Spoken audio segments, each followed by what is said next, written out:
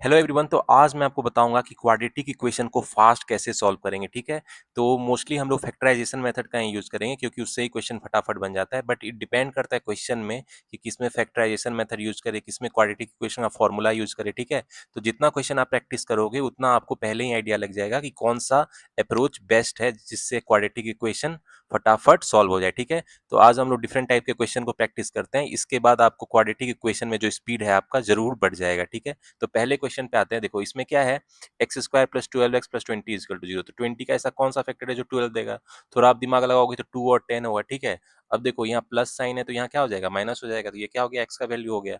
फिर यहाँ पे 22 का ऐसा कौन है जो 13 दे देगा? तो थोड़ा सोचोगे यार, 2 और 11 है। ठीक है, देखो यहाँ प्लस साइन है तो यहाँ क्या हो जाएगा, माइनस। ये क्या हो गया, वाई का वैल्यू।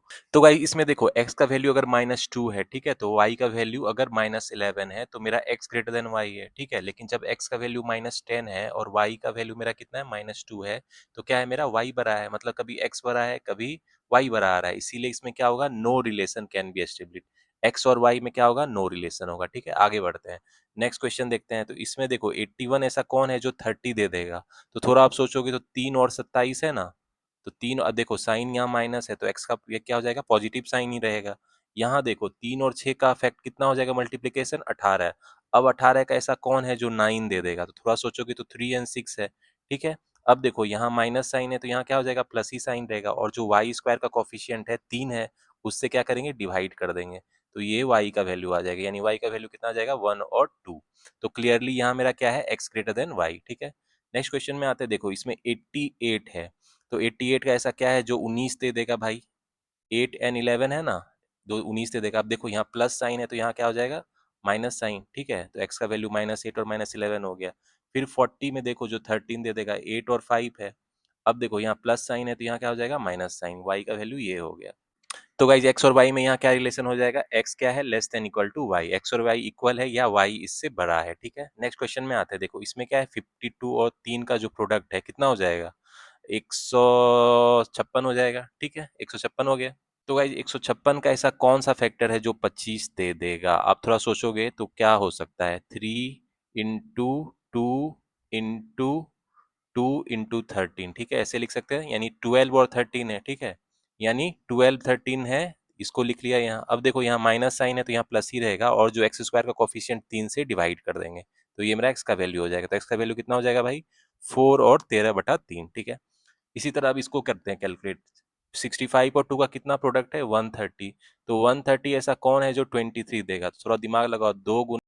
तो भाई इसको क्या लिख सकते हैं, 2 इंटू 5 इंटू 13 लिख सकते हैं ना, 2 इंटू 5 इंटू 13 लिख सकते हैं, तो यानी 10 और 13 है। अब देखो यहाँ माइनस साइन है तो यहाँ प्लस साइन रहेगा, वाई स्क्वायर का कोफिशियंट 2 है तो उससे डिवाइड कर देंगे, तो ये मेरा वाई का वैल्यू हो जाएगा। ठीक है, तो वाई का वैल्यू कितना हो गया, 5 और 13/2 यानी 6.5। तो इसमें देखोगे अब कौन बड़ा है भाई, क्लियरली क्या है, मेरा y जो है दोनों केस में बड़ा है, तो ये आंसर हो जाएगा। ठीक है, चलो नेक्स्ट क्वेश्चन में आते हैं। देखो 153 है। अब इसमें देखो 3 गुना 17 लिख सकते हैं ना इसको, यानी 9 और 17 है जो 26 दे रहा है।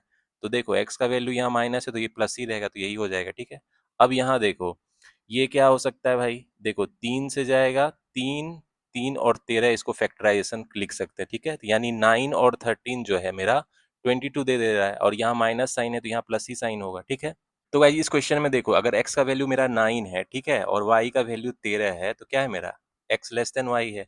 लेकिन जब x का वैल्यू 17 है और y का वैल्यू 9 या 13 में से कुछ भी है, तो क्या हो रहा है, मेरा x ग्रेटर देन y हो रहा है। तो कभी x लेस देन y, कभी x ग्रेटर देन y है, मतलब नो रिलेशन, x और y के बीच में कोई रिलेशन एस्टेब्लिश नहीं कर सकते हैं। ठीक है, चलो नेक्स्ट क्वेश्चन में आते हैं। देखो 105 है, इसको फैक्टराइजेशन में आप तोड़ दो, आप 3 गुना 35 हो जाएगा, 5 गुना 7 लिख सकते हैं ना। 15 और 7 ऐसा फैक्टर है जो मेरा 22 दे देगा। अब यहाँ माइनस साइन है तो यहाँ प्लस ही साइन रहेगा। ठीक है, ये तो इजी है, 5 एंड 7 है जो 12 दे देगा। ठीक है, और यहाँ माइनस साइन है तो यहाँ प्लस ही रहेगा। तो यहाँ क्या है, मेरा x जो है ग्रेटर देन इक्वल टू क्या है, y है। ठीक है, नेक्स्ट क्वेश्चन में आते हैं। देखो 120 है यहाँ। ठीक है, तो कौन सा ऐसा फैक्टर है जो 23 दे देगा? तो थोड़ा दिमाग लगाओ, 15 और 8 है वो दे सकता है। अब देखो यहाँ प्लस साइन है तो यहाँ क्या हो जाएगा, माइनस साइन हो जाएगा, तो x का वैल्यू ये हो गया। अब यहाँ पे ऐसा कौन है जो 26 दे देगा? थोड़ा दिमाग लगाओगे आप, क्या हो सकता है, 5, 3 इंटू 11 इसको लिख सकते हैं ना, यानी 15 और 11 जो है 26 दे देगा, प्लस साइन है यहाँ। तो यहाँ क्या हो जाएगा माइनस, तो y का वैल्यू ये हो गया। अब दोनों को ध्यान से देखो कि x और y में क्या रिलेशन है। तो गाइज यहाँ देखो, अगर x का वैल्यू -15 है और y का वैल्यू -11 है तो क्या है मेरा, y बड़ा है x से। लेकिन जब x का वैल्यू -8 है और y का वैल्यू -15 या -11 में कुछ भी है, ठीक है, तो क्या है मेरा, x ग्रेटर देन y है। मतलब कभी x लेस देन y, कभी x ग्रेटर देन y है, मतलब x और y में कोई भी रिलेशन एस्टेब्लिश नहीं कर सकते, तो no relation will be the answer. चलो नेक्स्ट क्वेश्चन में आते हैं गाइस। तो देखो 2 और 36 का क्या हो जाएगा प्रोडक्ट, 72। अब 72 का ऐसा कौन है जो 18 दे देगा, थोड़ा सोचोगे आप।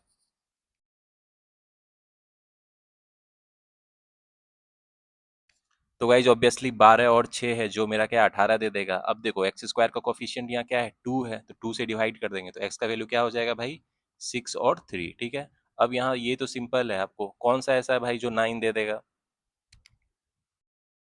तो ऑब्वियसली वो क्या है, 3 और 6 है, ठीक है, और यहाँ माइनस साइन है तो यहाँ प्लस रहेगा, ठीक है।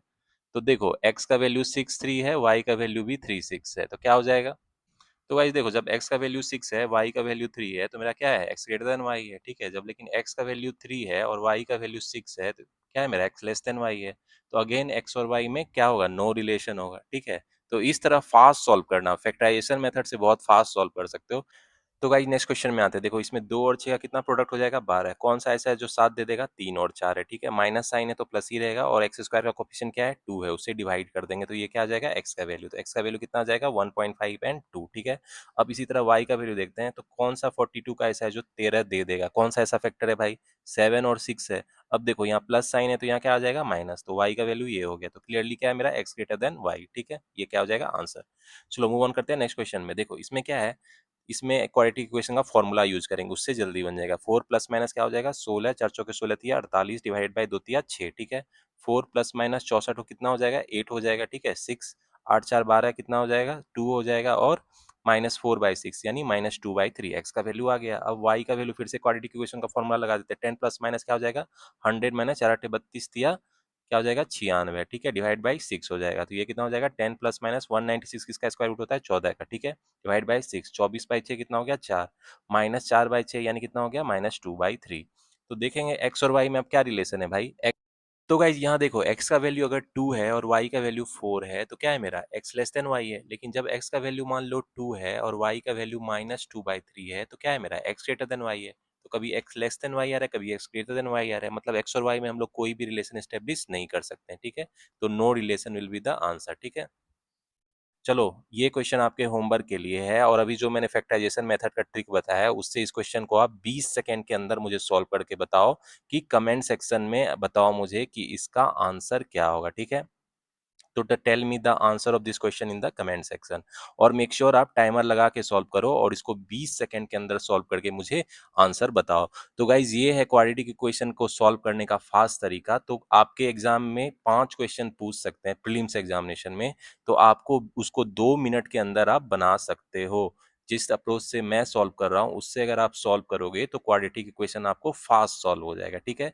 तो गाइज इस तरह आने वाले टाइम में और भी जो different approximation, simplification, number series है, मिसिंग एंड रॉन्ग, और जो डिफरेंट टॉपिक है उसको मैं फास्ट अप्रोच वाली वीडियो भी लाऊंगा, जिससे कि आपको प्रीलिम एग्जामिनेशन में क्वेश्चन फटाफट बन जाए। क्योंकि prelim examination is mostly about क्या होती है भाई, प्री एग्जाम में आपको क्या होनी चाहिए, स्पीड होनी चाहिए, ठीक है। Speed is very important.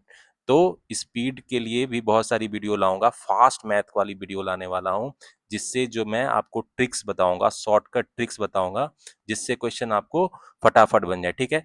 तो गाइस इस तरह की वीडियो आते ही रहेगी, मेरे साथ क्वेश्चन प्रैक्टिस करते रहो प्री मेंस की, और जो भी मैं mains level SBI PO IBPS PO mains की वीडियो डाल रहा हूँ उसको जरूर प्रैक्टिस करो, क्योंकि जो मेंस की मैथ को अच्छे से प्रैक्टिस करेगा वही एग्जाम क्लियर करेगा, वही फाइनल सिलेक्शन लेगा अपना 2026 में। तो उससे मत भागो, मेंस वाले मैथ से बिल्कुल नहीं भागो, इस तरह के क्वेश्चन भी प्रैक्टिस करो। लेकिन मेंस लेवल जो डीआई है उसको जो मैं अपने चैनल पे वीडियो डाले जा रहा हूँ उसको तो आप बिल्कुल प्रैक्टिस करो, ठीक है।